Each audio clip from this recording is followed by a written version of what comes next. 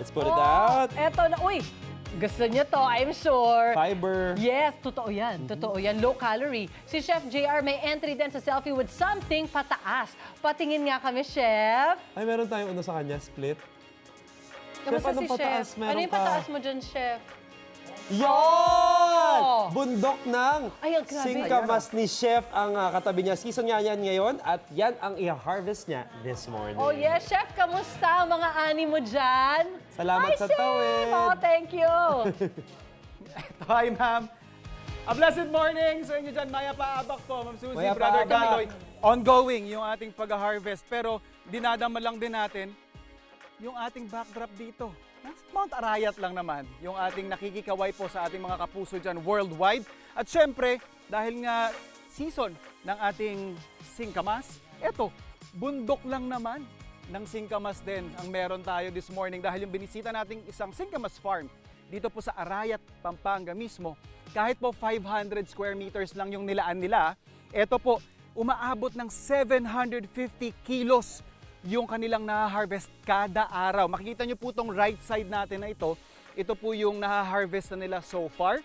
Pero meron din tayo dito on the left side, yung mga nakaabang nilang, kumbaga, ini-schedule nila for some other days na kanilang pag-harvest. Napaka-interesting kasi talaga ng singkamas bilang gulay ito, technically, pero ini-enjoy natin as prutas. Pero to learn everything about singkamas, tatawagin na natin ang ating kaibigan, Sir Raymond Guevara. Sir, a blessed morning. May paabak, sir. May paabak, sir. Ang singkamas po ba, gaano kahaba yung cycle nito? From seeds po ba ito or seedling? From seeds, sir. Seeds na hindi siya to cutting, walang ganong type ng propagation. From seeds lang talaga. Okay. Tapos ilang buwan to, sir? Pagkatanim, 3 to 4 months, pwede na siyang i-harvest. 3 to 4 months. So on the third month, pwede na tayong mag-harvest. Yes. And speaking of harvest, Sir Raymond, pwede nyo naman pakita sa amin kung paano ba siya hinuhukay or hina-harvest? Bali, na-harvest ang singkamas ay through manual lang natin. Gamit ang isang panghukay niya. And then, aalalayan natin siya sabay bunot. Okay. So, paano po ang kuha natin dito? So, hahanapin natin yung pinaka-puno. Puno. Tapos, ititrace natin yung ugat. And then, bubungkalin. Then, angat. Pagkabungkal, yun.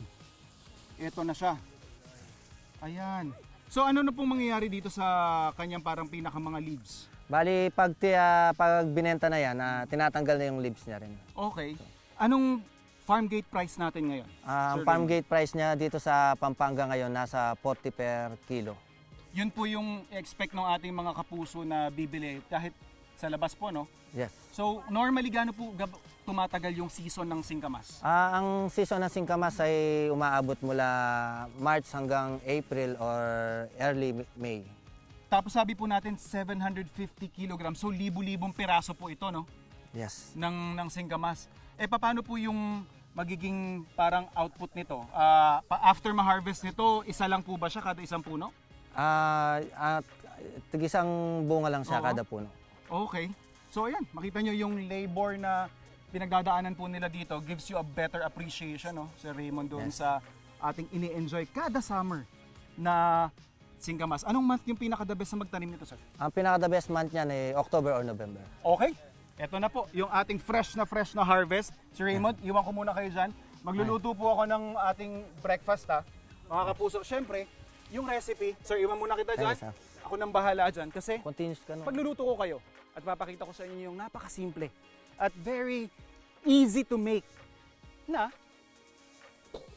ating recipe this morning gamit yung ating proud na singkamas.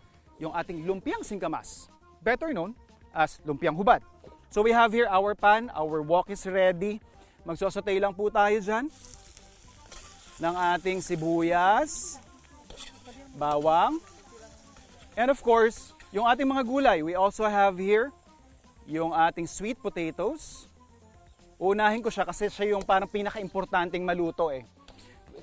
Hindi natin ina-advise na kainin ng hilaw yung ating sweet potatoes. Next up, yung ating carrots. And of course, yung bidang ingredient natin this morning, yung ating hikama. Sabi nga ni Ma'am Suzy is very good for diet, low calorie. For gut bacteria, maganda rin to for gut health kasi meron itong inulin So ito yung parang prebiotic na nagpapalusog ng ating gut microbiome. So mas magiging healthy tayo. Yun nga, sabi natin, mababa ang kwan nito. Wala yatang fats ito. So perfect na perfect sa mga nagda-diet dahil high in fiber din yung ating very humble pero very healthy na singkamas. Season lang natin to ng salt, pepper, and of course, yung ating sauce or oyster sauce. Pwede rin po kayong gumamit ng toyo kung mas bet ninyo yun. Then yung sauce natin dito is basically, ginisa lang natin yung ating bawang. Nilagyan natin ng tubig, slurry, which is kinanaw na cornstarch, and then oyster sauce. And pinakapal lang natin. Ito na po yung ating sauce. Ipo-pour lang natin doon sa ating finished product. And meron na tayong masarap na lumpiang singkamas. Ready na. Sir Raymond, tawagin niyo na po ang ating mga kasama dito. Yan. Tikim po tayo, titikim. Of course mga kapuso, yung mga ganyang recipe, tayo ang bahala dyan mga kapuso. Mga solid na food adventures. Ayan o, Sir Raymond, tikman nyo na po. Yan, subukan ninyo. Napakasimple, napaka-flexible ng recipe, but still highlighting yung ating in-season at murang-mura sa mga nagtataas ang presyo ngayon. Ito yung isa sa mga affordable na mabibili natin at magagawa natin. Kamusta po? Approve? Manyaman, mga kapuso. Solid. Ayun, eto. Solid recipe, solid food adventure, solid scenery. Tuloy-tuloy ang inyong pagtutok. Balik po muna dyan sa inyong studio. Guys, oh. Ikaw, hindi ka pa nakasubscribe sa GMA Public Affairs YouTube channel? Bakit? Mag-subscribe ka na, dali na, para laging una ka sa mga latest kwento at balita. I-follow mo na rin ang official social media pages ng Unang Hirit. Salamat, Kapuso.